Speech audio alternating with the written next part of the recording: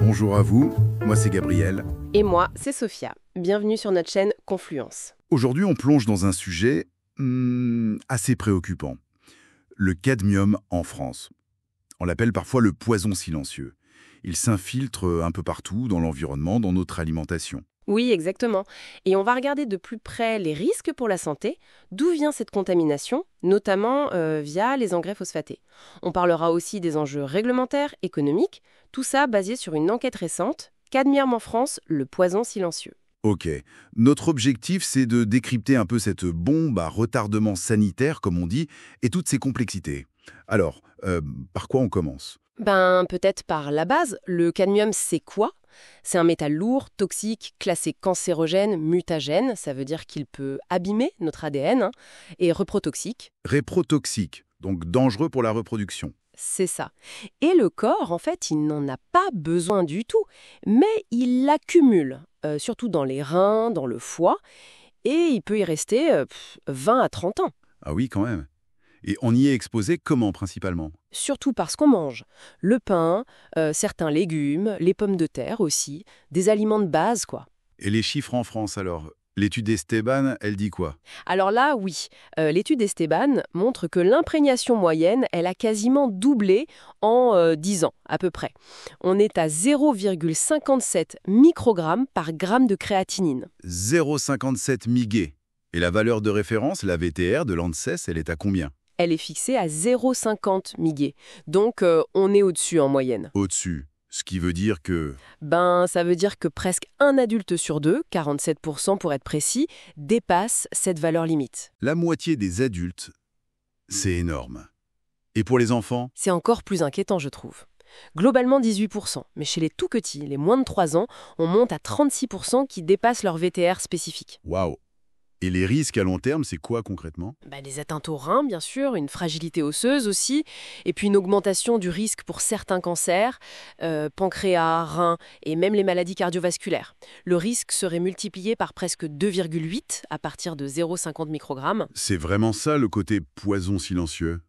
L'accumulation est lente, les effets sont différés. Une bombe sanitaire, oui. Alors, d'où il vient ce cadmium ?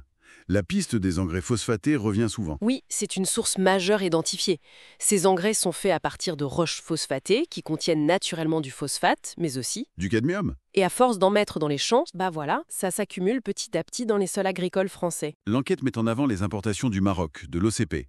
Historiquement, leur phosphate était réputé assez chargé en cadmium, non ? Oh oui, c'est vrai. On parlait de teneurs parfois élevées, genre 38 à 100 mg par kilo de P2O5, c'est l'unité pour le phosphore.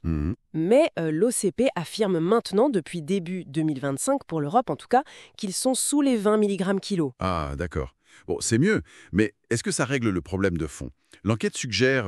Une hypothèse économique, non ? Sur le choix passé de ce phosphate. Oui, une hypothèse, attention, elle n'est pas confirmée par l'OCP.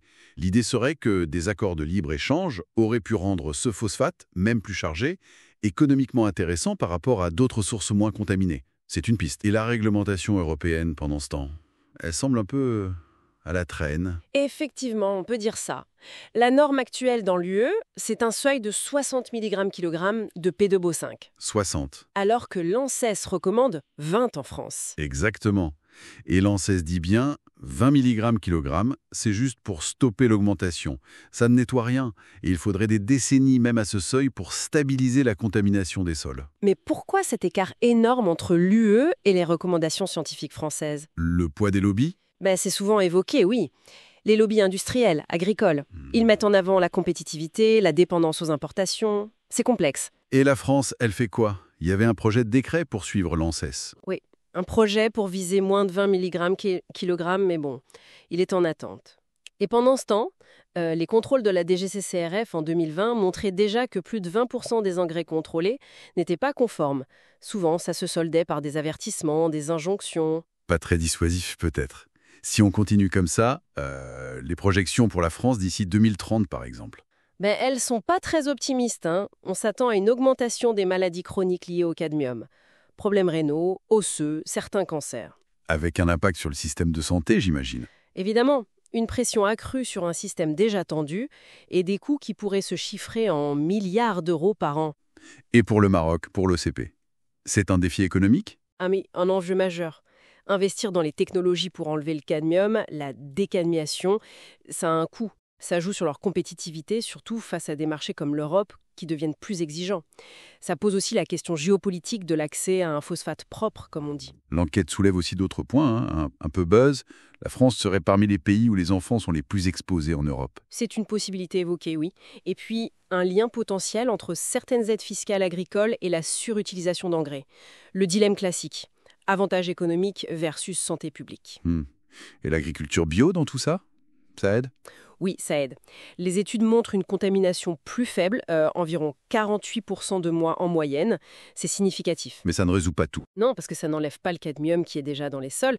Et puis, ça soulève la question de l'inégalité sociale. Tout le monde n'a pas les moyens de manger bio systématiquement. Bon, en résumé, on est face à une situation complexe.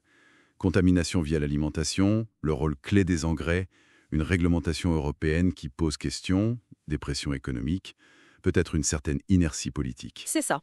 Avec des projections inquiétantes pour la santé en France et de vrais défis économiques pour les pays producteurs comme le Maroc, la responsabilité est clairement partagée entre beaucoup d'acteurs. Oui, producteurs, fabricants, régulateurs, gouvernements. Ce qui nous amène à une question plus large finalement. Au-delà du cadmium, comment est-ce que notre société arbitre en fait entre les bénéfices économiques à court terme et les risques pour la santé, pour l'environnement, sur le long terme? C'est une réflexion importante pour nos choix futurs, je crois. Voilà pour cette exploration assez dense du dossier cadmium. Si ce contenu vous a intéressé, n'hésitez pas à aimer, à vous abonner et puis à laisser un commentaire pour partager vos réflexions. Merci de nous avoir écoutés sur Confluence et à très bientôt.